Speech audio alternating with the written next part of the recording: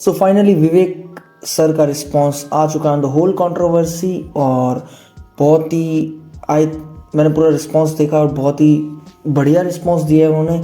तो उस रिस्पांस को हम डिस्कस करेंगे और लेट्स सी कि अब संदीप माहेश्वरी आगे क्या करते हैं, उसके लिए मैं बहुत एक्साइटेड हूँ। बट जो पॉइंट्स उन्होंने रेज किए हैं वो काफ़ी अच्छे हैं। तो उस 30 से 40 मिनट्स का जो रिस्पांस है ना विवेक का, उसको हम कवर करने वाले हैं इस वीडियो के अंदर लाइक 2 मिनट्स में।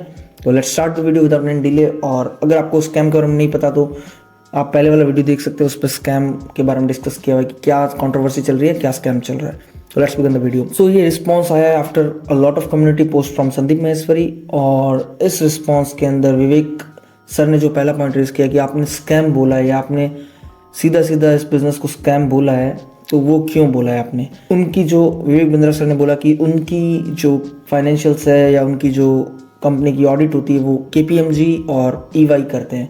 तो अगर कोई स्कैम होता तो वो पॉइंट आउट कर देते। तो ये पॉइंट उन्होंने रेज किया है फर्स्ट पॉइंट। लेकिन इसमें एक कैच ये है कि संदीप सर ने जो वीडियो बनाया था स्कैम का वीडियो जो बनाया था, उस पर कहीं पे भी विवेक बिंद्रा को डायरेक्टली टारगेट नहीं किया या उनकी कंपनी डायरेक्टली टारगेट नहीं किया, इनडायरेक्ट वे में टारगेट किया था, ओवरऑल बिजनेसेस को टारगेट किया था। तो ये पॉइंट है कि विवेक को क्या दिक्कत हुई कि उन्होंने उनके वहाँ पे उस वीडियो को हटाने के लिए बोला जिसमें उनका कोई टारगेट नहीं था। तो यहाँ पे विवेक बिंद्रा ने स्कैम, उनका बिजनेस अगर स्कैम नहीं है तो उनको दिक्कत क्यों होने लगी। तो पहला पॉइंट ये। दूसरा जो पॉइंट है वो है कि विवेक सर ने बोला कि उन्होंने लीगल नोटिस सेंड ही नहीं किया संदीप सर को, जबकि संदीप सर ने बोला कि लीगल नोटिस उनको भेजा गया है या वीडियो रिमूव कराने के लिए फोर्स किया गया है, धमकियां दी गई है। बट विवेक सर ने बोला ऐसा कुछ भी नहीं भेजा, अगर है तो प्रूफ करो। तो इस केस पे संदीप माहेश्वरी को मोस्ट प्रोबेबली प्रूव करना पड़ेगा कि लीगल नोटिस उन्होंने भेजा है या नहीं भेजा। इसके बाद विवेक सर कहता है कि उनको मल्टीपल GST सर्टिफिकेट्स मिल रखे हैं। तो GST सर्टिफिकेट्स तो जितना ज़्यादा टैक्स भरो उतना ज़्यादा मिलते हैं। तो उन्होंने जो भी पैसे कमाए उस पर GST जमा करा दिया। तो वो ये कोई स्कैम को डिस्प्रूव करने का है या कोई वैसा लॉजिकल एस्पेक्ट नहीं लगा उनके पॉइंट का। फिर उसके बाद में वो बोलते हैं कि उन्होंने 200 करोड़ रुपए इन्वेस्ट किए हैं ऑन द कोर्सेज। तो 200 करोड़ रुपए जो इन्वेस्ट किए हैं ना उन्होंने, वो किए हैं बड़े बड़े सेलिब्रिटीज़, बड़े बड़े मार्केटिंग में बहुत ज़्यादा इन्वेस्ट किया होगा, प्रोडक्ट में इतना ज़्यादा इन्वेस्ट नहीं किया होगा I guess.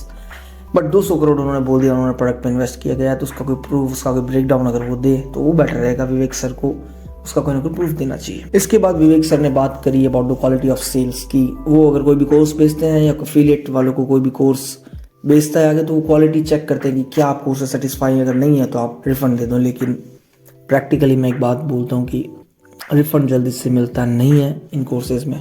But Vivek sir बोल रहे हैं तो मान लेते हैं कि रिफंड दे रहे। अगर रिफंड दे रहे हैं, इतनी अच्छी सर्विसेज है, तो किसी को भी आगे प्रॉब्लम नहीं होने वाली है।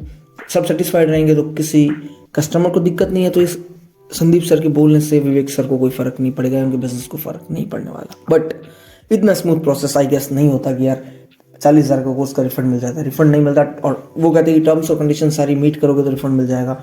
टर्म्स एंड कंडीशंस इतनी कॉम्प्लिकेटेड होती है और टर्म्स और कंडीशंस कोई पढ़ता भी है क्या रियली में। तो ये सब बोलने में अच्छा लगता है कि इतनी हम रिफंड दे देते हैं, बट प्रैक्टिकली रिफंड इतना आसानी से नहीं मिलता होगा। उसके बाद में बात आती है कि विवेक सर ने बोला है कि संदीप सर भी तो फोटोज बेचते हैं 20-20, 40-40 हज़ार में, प्लस 37 लाख के पेड को कंसल्टिंग भी करते हैं। तो क्या ये गलत नहीं है?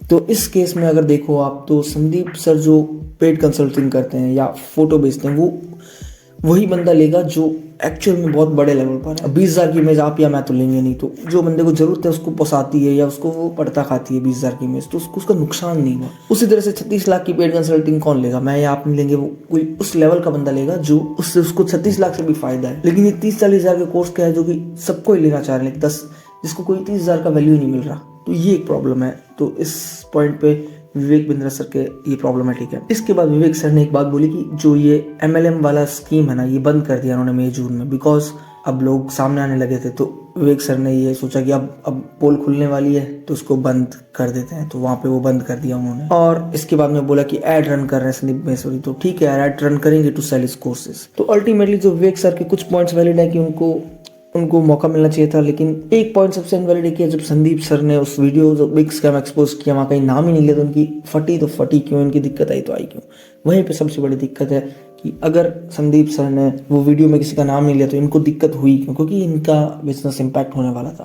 तो ये सबसे बड़ा पॉइंट है। अब देखते हैं संदीप सर इन एलिगेशंस को कैसे मीट आउट करते हैं। आई एम रियली एक्साइटेड कि क्या रिस्पॉन्स आने वाला है, तो उसका रिस्पॉन्स का वेट करते हैं, उसको एनालाइज करते हैं। But this controversy is going to end somewhere, but अभी आने वाला है बहुत सारा मजा, बिकॉज तो बहुत बड़े जायंट्स फाइट कर रहे हैं ना, तो यार हमें तो देखने में मज़ा आता है, तो हम एंजॉय करेंगे। इसी तरह से वीडियो को अगर पसंद आया तो लाइक करें और चैनल को सब्सक्राइब करें, क्योंकि इस वीडियो पे कुछ भी आने वाला है, तो कुछ भी देखते रहे। Bye bye, see you.